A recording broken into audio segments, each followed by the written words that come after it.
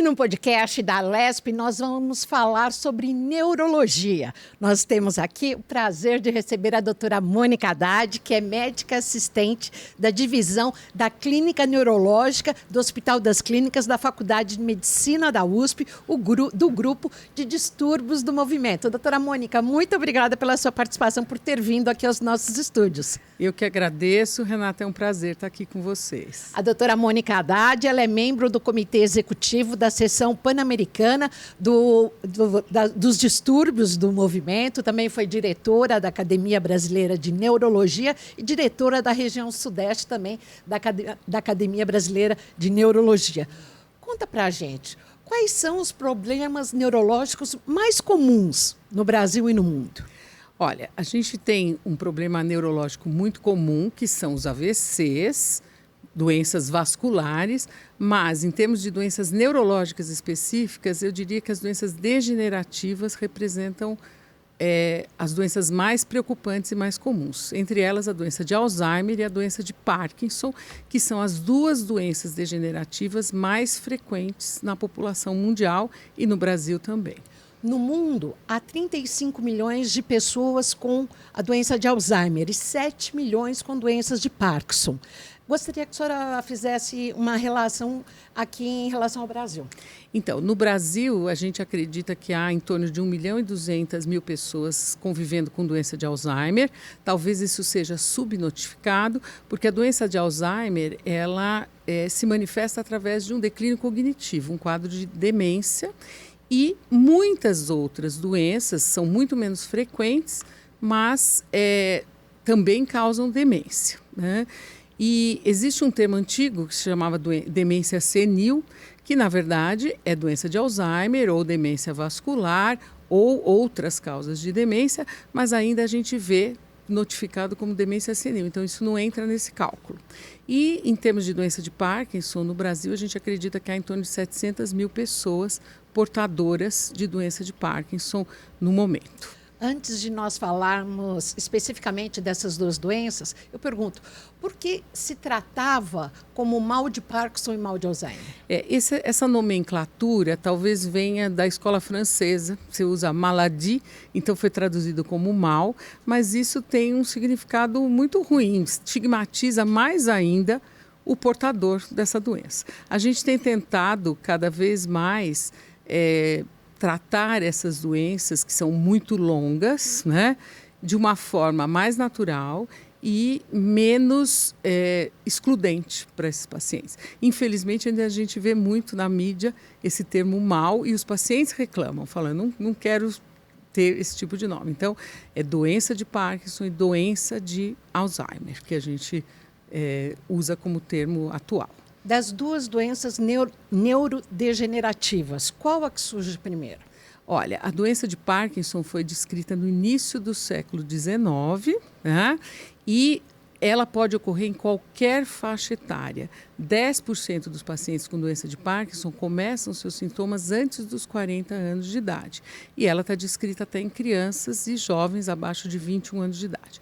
A doença de Alzheimer, existe uma forma pré-senil, que começa antes dos 60 anos de idade e pode ter um componente genético. A gente tem, inclusive, na América do Sul, na Colômbia, uma grande quantidade de pessoas com doença de Alzheimer, genética, mas a doença de Alzheimer é uma doença principalmente de idosos. Ela costuma começar depois dos 70 anos de idade. A gente diz que em torno dos 70 anos, 2% da população teria doença de Alzheimer. Aos 80, isso chega a 25% em alguns estudos, e aos 90, a 85%. Então, o envelhecimento é o maior fator de risco para a doença de Alzheimer. Agora, a doença de Parkinson, a idade mais frequente de início é em torno dos 50 a 60 anos de idade, mas a incidência da doença nessa faixa etária é em torno de 37 indivíduos em cada 100 mil. Acima de 80 anos, a gente tem 94 indivíduos em cada 100 mil. Isso se explica pelo envelhecimento da população. Então, são regiões do cérebro, Renata, que seriam mais vulneráveis ao envelhecimento. Isso, de uma forma simplificada, o que seria uma doença degenerativa. É como se aquelas regiões envelhecessem mais rápido do que o restante.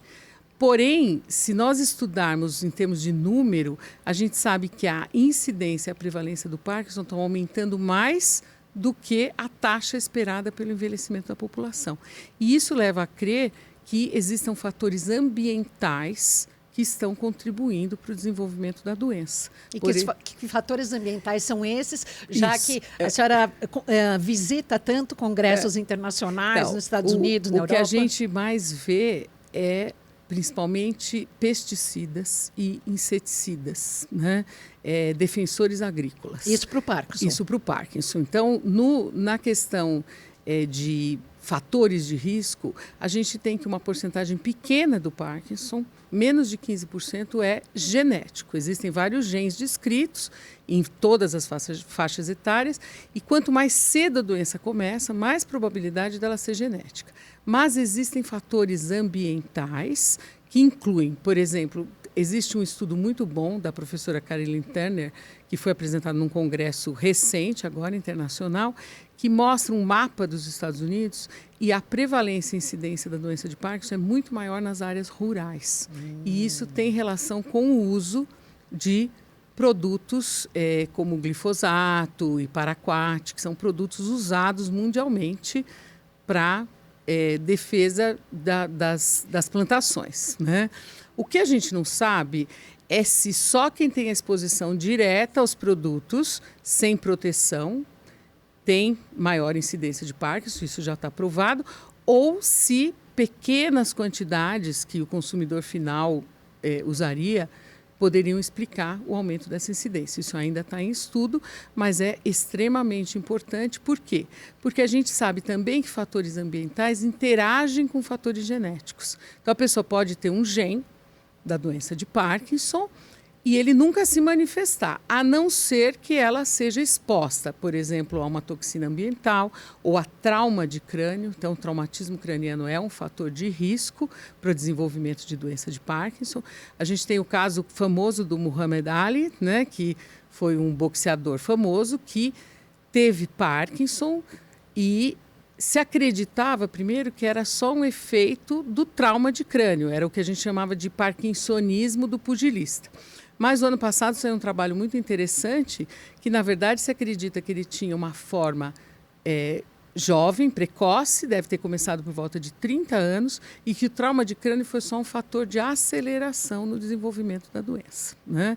Então, é uma doença, assim como Alzheimer, multifatorial, uma doença complexa, que a gente não entende totalmente como que um indivíduo passa a desenvolver, mas houve um avanço muito grande nesse entendimento em estudos de populações, e acho que isso é importante porque população envelhecendo, vivendo mais. Longeva. E longeva. Incidência aumentando, isso passa a ser um problema de saúde pública. Tanto o paciente com doença de Alzheimer quanto com doença de Parkinson é um paciente que pode se tornar dependente de cuidadores. Então, realmente é uma questão que a gente precisa buscar soluções mais eficientes. Doutora Mônica, sobre a doença de Parkinson, ela afeta somente as mãos com o tremor? Não, então, esse é o seu sintoma mais comum? Embora o tremor seja um sintoma comum e que todo mundo identifica como sendo um sintoma de Parkinson, é importante a gente dizer, primeiro, que nem todo tremor é Parkinson. Existem muitos outros tipos de tremor e, clinicamente, a gente consegue diferenciar. E a doença de Parkinson, ela vai muito além do tremor. Para o próprio diagnóstico, a gente precisa ter um sintoma que é a lentificação dos movimentos. Isso se chama bradicinesia. E, associado a essa bradicinesia, você pode ter tremor, um tremor característico de repouso, um tremor unilateral, mas você pode ter rigidez também, quando faz a mobilização dos segmentos corpóreos, e pode ter o que a gente chama de instabilidade postural, que são alterações de equilíbrio. Com isso, a gente consegue fazer um diagnóstico de síndrome parkinsoniana e 75% dos casos são doença de Parkinson. Existem diagnósticos diferenciais, doenças mais raras que podem causar uma síndrome parkinsoniana, e existe o chamado parkinsonismo secundário, por exemplo, ao uso de medicamentos. Então, Então, há medicamentos que vão bloquear a ação de uma molécula, de um neurotransmissor, que se chama dopamina, e pode causar um sintoma de parkinsonismo. Mas aí é um sintoma temporário. A partir do momento que a pessoa para o medicamento... A partir do momento que ela para o medicamento, ela melhora, mas isso pode levar até 2 anos para acontecer, Renata. Então, a gente precisa sempre pensar no diagnóstico diferencial. Agora, o diagnóstico é feito por esses sintomas chamados sintomas principais, sintomas cardinais da doença, mas a doença vai muito mais além. Além desses sintomas motores, o paciente tem sintomas não motores. Então, o reconhecimento dos sintomas não motores como uma parte importante da doença e que leva à piora da qualidade de vida, também é um reconhecimento recente. Que sintomas seriam esses? Sintomas neuropsiquiátricos como depressão, ansiedade, sintomas... Difícil, né? Que metade da população tem. Sintomas cognitivos, então é importante saber. Ainda, então? Exatamente. Não é que todo mundo que tem isso, Sim. obviamente tem. É num contexto de um paciente com diagnóstico de Parkinson. Obstipação intestinal, dores, muito frequentemente, e sintomas desautonômicos, quedas de pressão, alterações de bexiga. Então, é uma doença muito complexa, que tem uma evolução a despeito do tratamento sintomático, e para a gente poder oferecer o melhor para esse paciente, não basta repor a dopamina, você tem que pensar em todas essas outras esferas de comprometimento. Em relação à doença do Alzheimer, quais são os principais sintomas e características? Então, a doença de Alzheimer, ela é uma doença na qual há uma perda da memória recente. O paciente se torna incapaz de adquirir, de conservar memórias recentes. Então, ele lembra bem das coisas do passado, mas ele às vezes não consegue lembrar onde ele colocou alguma coisa, o que ele comeu. Exatamente. Obviamente, todos nós, conforme estamos envelhecendo, vamos tendo uma dificuldade de acesso às informações de memória. Não tem ninguém que não reclame de uma latência em encontrar informações. É como se a gente tivesse um número grande de informações e, às vezes, demora para achar a palavra, o nome de um ator, etc. Agora, isso se chama comprometimento cognitivo subjetivo. É a consciência de que a gente está envelhecendo, mas a gente se mantém funcional e independente. Quando o comprometimento da memória e mais alguma outra função cognitiva, como julgamento, funções executivas, planejamento, está afetado, a ponto do paciente perder a independência e a funcionalidade, então você tem que contextualizar, depende do que a pessoa faz, né? Aí você chama isso de transtorno cognitivo maior, que antigamente a gente chamava de demência, e a causa mais frequente é a doença de Alzheimer, né? Com o passar do tempo, o paciente com Alzheimer ele vai perdendo memórias de procedimento também. Ele tem dificuldades para andar, dificuldade para engolir, né? É como se ele não lembrasse como fazer Desaprendesse. isso. Desaprendesse. Então, ela não é uma doença motora, mas ela pode afetar a motricidade nesse sentido de tarefas aprendidas. Por exemplo, deglutir, né? Tem muitos pacientes que põem o alimento na boca e não sabem o que fazer com isso. E até a fala vai ficando mais pobre, etc. A terapia ocupacional e a fisioterapia ajudam muito a minimizar os sintomas? Muito. Na verdade, o tratamento multidisciplinar com terapia ocupacional, fono, físio, ajuda tanto no Parkinson quanto na doença de Alzheimer. Eu acho que tem uma coisa importante para a gente comentar, que o que tem de mais novo e mais recente é o conhecimento baseado em evidências robustas de que a atividade física, exercício aeróbico, é modificador dessas doenças. Então, quem faz exercícios, e isso num ritmo intenso, não é só caminhar. Se mexer é melhor do que não se mexer. Mas a atividade física, 3 horas por semana de aeróbico, você tem menos incidência de Alzheimer, menos incidência de Parkinson e evolução melhor dessas doenças. Vou citar 2 estudos que eu acho interessantes. Então, tem estudos que foram anunciados no último congresso de Alzheimer, que foi no final de julho, mostrando que mesmo quem tem alteração genética para Alzheimer... Quem tem a predisposição, se fizer exercício, tem menos Alzheimer do que quem não tem predisposição genética, mas nunca fez exercício.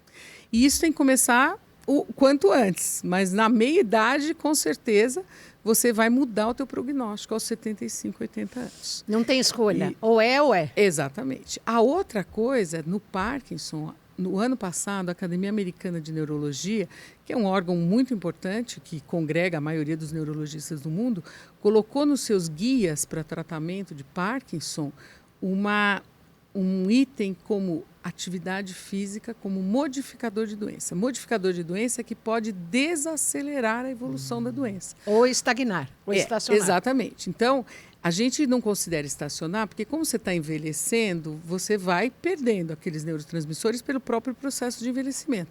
Mas tem pacientes que chegaram a ficar 6 anos sem precisar mudar a medicação, fazendo atividade física. Então, hoje, nos congressos, as sessões mais importantes, as plenárias, são dadas por fisioterapeutas, porque as evidências científicas são inequívocas. Então, assim que se faz o diagnóstico, ou quando alguém que teve o pai, a mãe afetados, ou está com medo, como todos nós, né, temos medo desses fantasmas aí do envelhecimento, nos procura, a primeira coisa, insira o hábito de atividade física aeróbica na sua vida.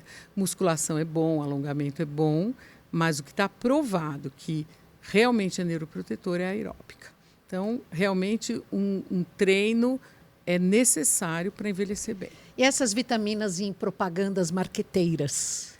Você já disse tudo, propagandas marqueteiras. É claro que níveis de vitamina D, vitamina B12 normais são importantes para o cérebro, mas isso é mensurável. Você pode fazer exame de sangue, se isso estiver normal, você não tem que ficar repondo. O mais importante é uma dieta adequada. Então, a gente recomenda uma dieta de base mediterrânea, onde a pessoa coma pouca carne vermelha, mas coma bastante peixe, bastante azeite, legumes coloridos, frutas vermelhas, por exemplo, mirtilo, morango. Tudo isso, tanto no Parkinson quanto no Alzheimer, pode ter um efeito neuroprotetor. Então, se a pessoa tiver acesso a uma boa dieta, isso não é substituído por uma cápsula que você compra no balcão, farmácia. Na farmácia. Né? O consumo de alimento superprocessado, ou ultraprocessado, né, que é o termo que os nutricionistas usam, ele acelera o surgimento dessas doenças? Então, a gente não São tem, as comidas industrializadas? A gente não tem evidências especificamente em Parkinson e Alzheimer disso acontecendo. Mas há bastante dúvida e há estudos em andamento para tentar se determinar esse tipo de coisa. Né? Então, a gente não pode afirmar isso, mas certamente esses alimentos eles provocam processos inflamatórios no cérebro e isso é ruim. Isso provoca um envelhecimento cerebral mais acentuado. Né? Então, a gente sabe, por exemplo, que quem tem um declínio de memória não Alzheimer, se melhorar a alimentação, tirar esse tipo de alimento, melhora o desempenho da memória. E então, mesmo que a pessoa tenha 70 anos, que ela comece a fazer exercício? Nunca é tarde. Mesmo quem já está com diagnóstico, se fizer, evolui melhor do que quem não faz. Né? Agora, uma pergunta que eu faço para a senhora, doutora Mônica. O celular hoje é um dos principais componentes e fatores que nos levam à demência, ao Alzheimer? Não, na verdade, o celular nos leva... Uma pergunta, de cor. Quantos telefones você sabe? No caso, desculpa tratá-la por você. Acho que 3. O meu, da minha mãe e da minha irmã. Se precisar pedir emergência, só sabe o 90 e mais nenhum telefone. Mas, na verdade, Renata, eles não levam à demência. O grande problema do celular, por exemplo, é a questão atencional. Então, é muito comum pessoas jovens ou pessoas por volta de 40 anos procuram um neurologista para minha memória não está boa, tenho medo de ter Alzheimer. Durante a consulta, a pessoa tem 2 celulares na mesa, interrompe várias vezes para responder mensagens. Então, existem estudos mostrando que se você vir um ícone, por exemplo, de e-mail ou de WhatsApp, o seu nível de atenção já cai alguns pontos. Né?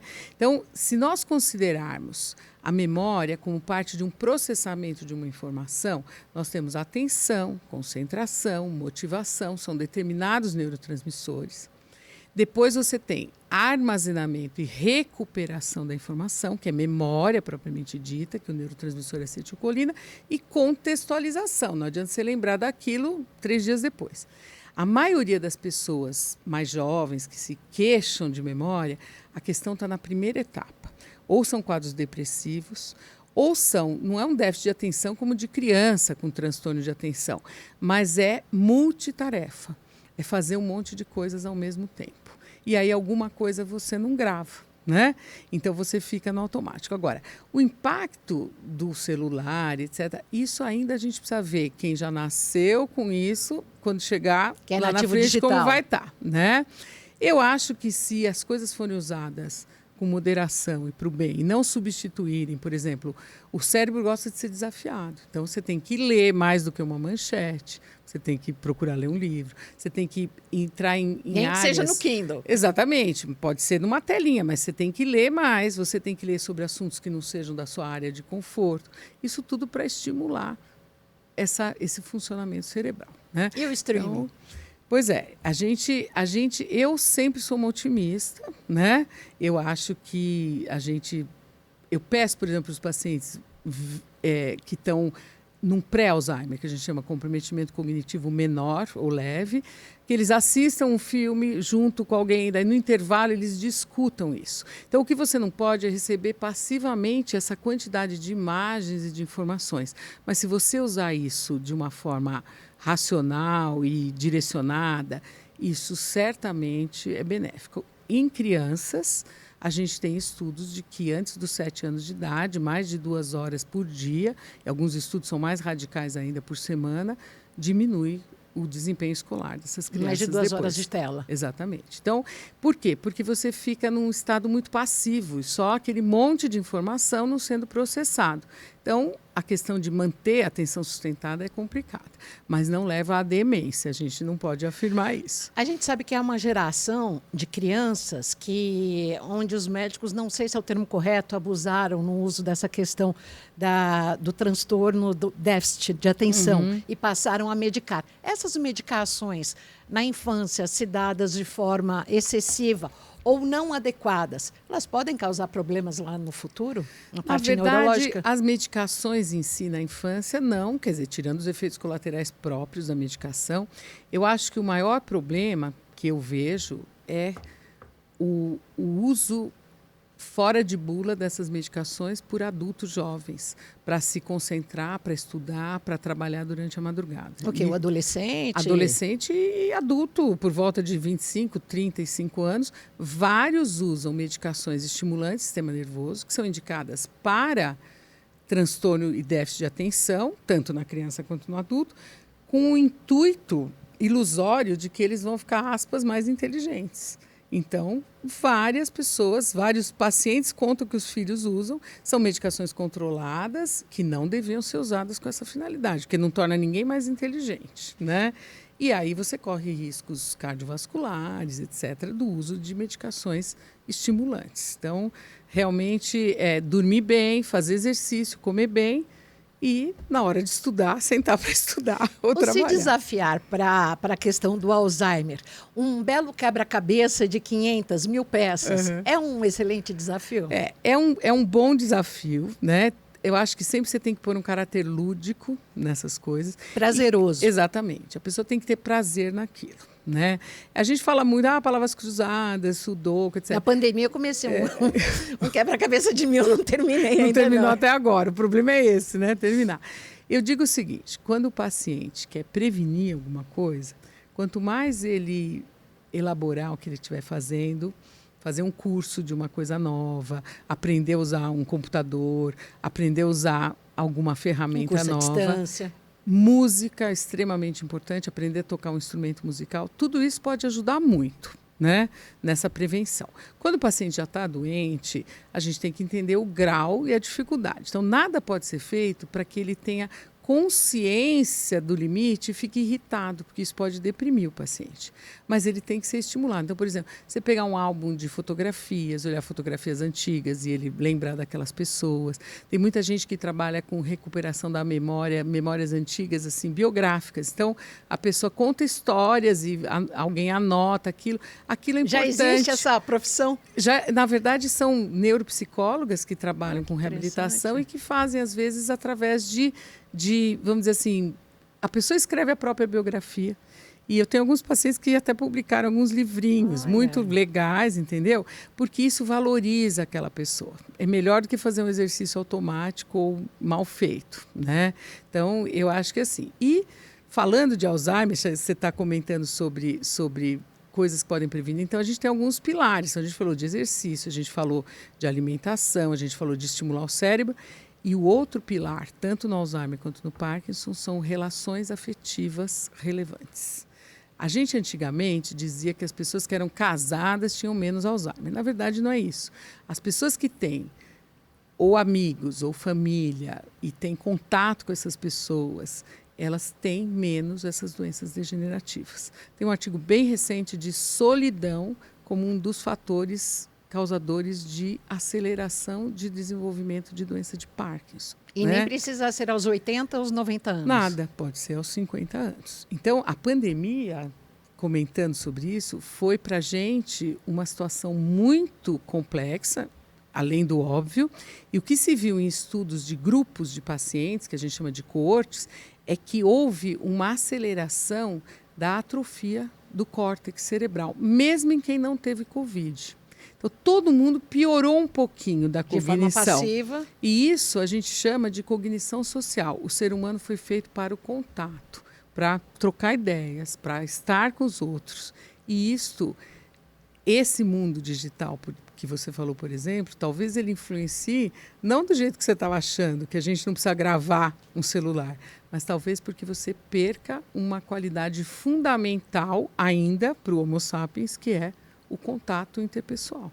Então, esses são os pilares que a gente tem para realmente ter vamos dizer assim, um envelhecimento mais saudável. Como todos nós queremos envelhecer, mas queremos envelhecer bem, quanto antes a gente começar, melhor. Doutora Mônica, e tratamento? O que tem de mais moderno no mundo? O que é viável aqui no Brasil? Nós estamos nos encaminhando para quase o final do programa. A gente tem como viável, inclusive no Brasil, tanto para Alzheimer quanto para Parkinson, os chamados tratamentos sintomáticos. São medicações que repõem os neurotransmissores que estão faltando. Então, para o Alzheimer, a gente tem medicações que de uma forma indireta, repõe a tal acetilcolina. Isso pode desacelerar, mas principalmente o paciente melhora a confusão mental, ele vai um pouquinho mais devagar. E a gente tem para o Parkinson tratamentos que repõem a dopamina. E esses tratamentos, no caso do Parkinson, são muito eficazes, eles permitem prolongamento de qualidade de vida, de funcionalidade, de independência, mas eles não evitam a evolução da doença. De prático que tem no mundo inteiro, atividade física para ambos. Agora, para o Alzheimer, surgiu no ano passado os primeiros chamados anticorpos monoclonais. São soros que contêm anticorpos que vão combater uma proteína anômala, que se chama amiloide, que se deposita no cérebro desses pacientes. Isso é o top do top. Isso é o top do top. E para Alzheimer, a gente teve um produto que já foi aprovado, já saiu do mercado, e tem um outro aprovado, usado nos Estados Unidos, que alguns pacientes conseguem trazer para o Brasil. Ele ainda não foi aprovado pela Anvisa, é um produto caro, são aplicações endovenosas que devem ser feitas a cada 15 dias, e eles não melhoram a doença e muito menos fazem a doença desaparecer, mas eles fazem com que o ritmo de perda seja menor. Isso faz você ganhar tempo. E por isso, hoje em dia, a indicação desses tratamentos é numa fase muito precoce. Não é para pessoas que já estão com a doença de Alzheimer estabelecida. Para que você possa dar um tratamento desses, você tem que ter um biomarcador, que é um marcador em vida, porque antes você só fazia o diagnóstico dessas doenças na autópsia. Para Alzheimer, a gente tem disponível no Brasil. A gente tem um exame de imagem que chama PET amiloide, que mede essa proteína. Mas isso só para quem tem ou para quem... Isso, é muito importante. Só para quem tem, ou é para, no caso, descobrir se a pessoa tem Alzheimer ou não? Porque tem pessoas que podem ter o marcador positivo e nunca desenvolverem a doença. Que então, doideira. Não é para ser feito com queixas subjetivas de memória, de jeito nenhum. A gente tem, além disso, marcadores no líquor, no líquido da espinha, e surgiu um exame de sangue que ainda não está validado, especialmente na nossa população, que talvez torne mais fácil esse diagnóstico. Mas é diagnóstico, não é pré-sintomático. Agora, para o Parkinson, a gente ainda não tem isso. Então, os estudos com anticorpos monoclonais contra a alfa-sinucleína, que é a proteína anormal do Parkinson, estão em andamento, mas ainda estão numa fase mais precoce, ainda não atingiu níveis comerciais. Mas a gente tem expectativa de que isso, nos próximos anos, vai estar disponível.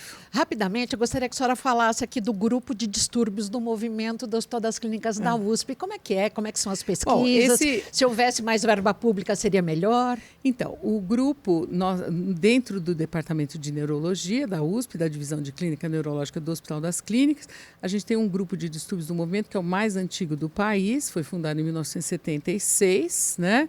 Então, estamos partindo para os 50 anos. A doença principal é o Parkinson, mas todos os distúrbios do movimento, que são movimentos involuntários, a gente cuida nesse grupo.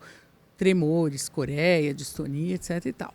E nós temos também o grupo associado de neuroestimulação, que é um outro tipo de tratamento, tanto cirurgia para Parkinson, quanto neuroestimulação não invasiva.